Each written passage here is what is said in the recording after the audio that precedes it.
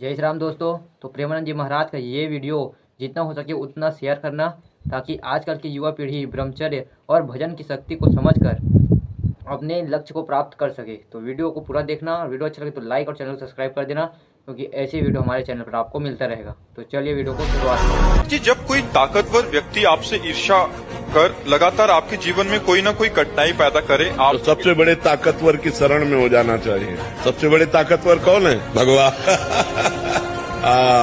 उनसे बड़ा कोई ताकतवर ने मिट्टी में मिला दिया, फाड़ के फेंक दिया हिरण्यकश्यप को।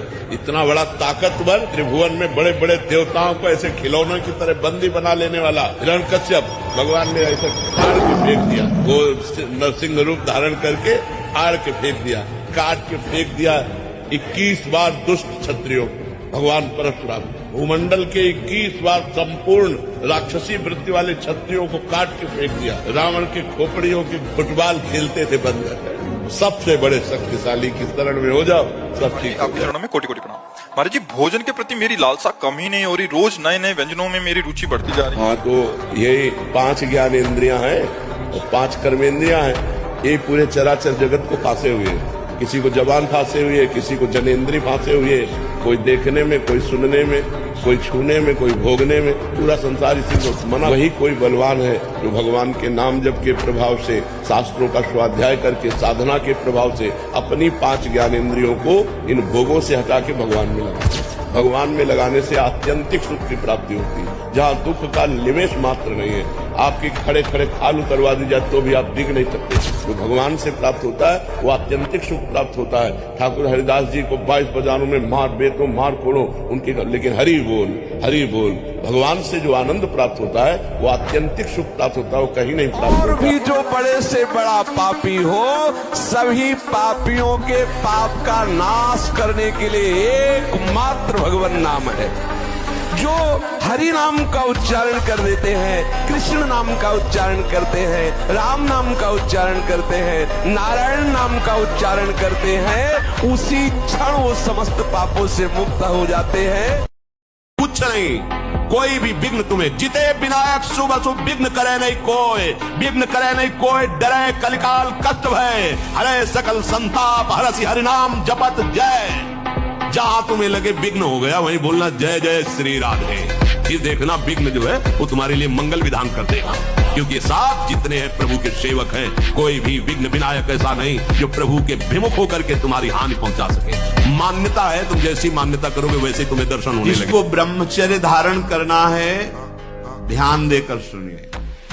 सबसे पहला कार्य उसकी दिनचर्या में, चाहे बच्चा हो चाहे जवान हो या जो कोई भी हो, सूर्य उदय के पहले रात्रि के चौथे प्रहर में ही जाग जाना चाहिए। अपने तो अर्धरात्रि के बाद ही जाग जाते। चौथे पहर प्रातः 4 बजे बिल्कुल जग जाना चाहिए।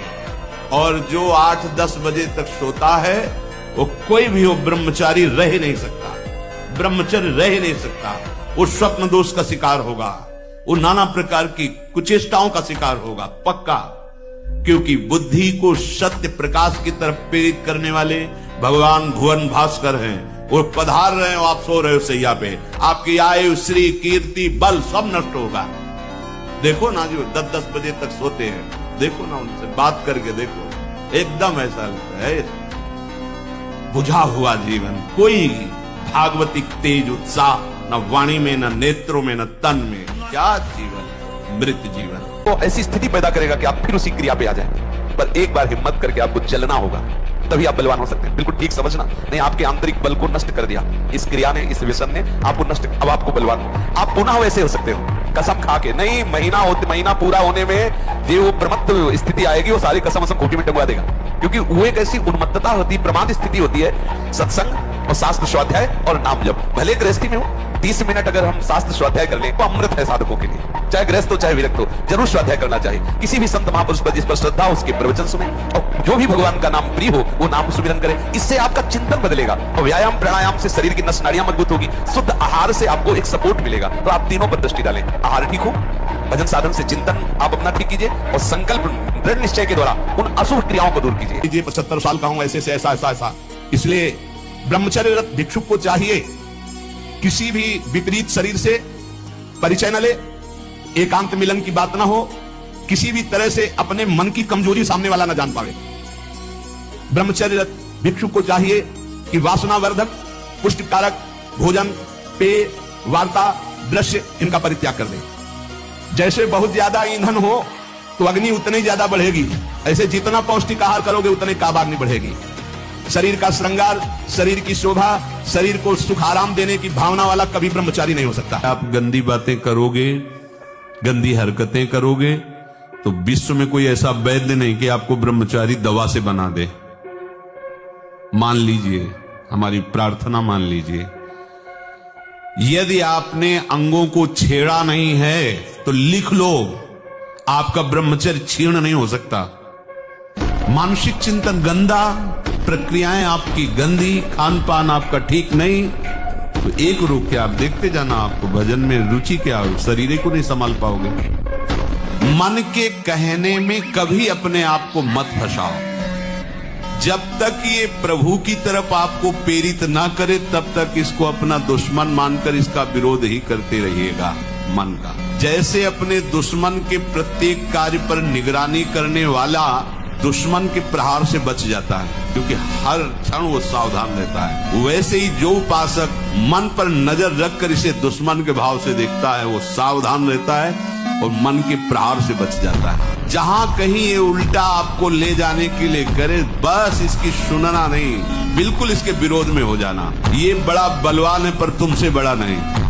ने अपनी डायरी में लिख रखी थी, जो बनना है वो सोचो, जैसा बनना है वैसा सोचो, जैसा सोचोगे वैसा बन जाओगे। बड़े बड़े महापुरुषों की बातों को डायरी में अपने लिख लेते तो बार बार रोज पाठ की तरह, जैसा बनना है वैसा सोचो, जैसा सोचोगे वैसा बन जाओगे। तो जैसे तुमने सोच लिया 1000 जन्म भगवत प्राप्ति नहीं होगी, गारंटी देता हूं नहीं होगी। अगर सोच लिया इसी जन्म में होगी तो हम कहते हैं बहुत बहुत एक जन्म और खसक जाएगा, लेकिन हमारा नियम प्रण वो हमको एक जन्म बहुत मान लो हमसे चूक हो गई तो अगले जन्म में पक्का मनुष्य बनेंगे और भगवत प्राप्ति हो जाएगी।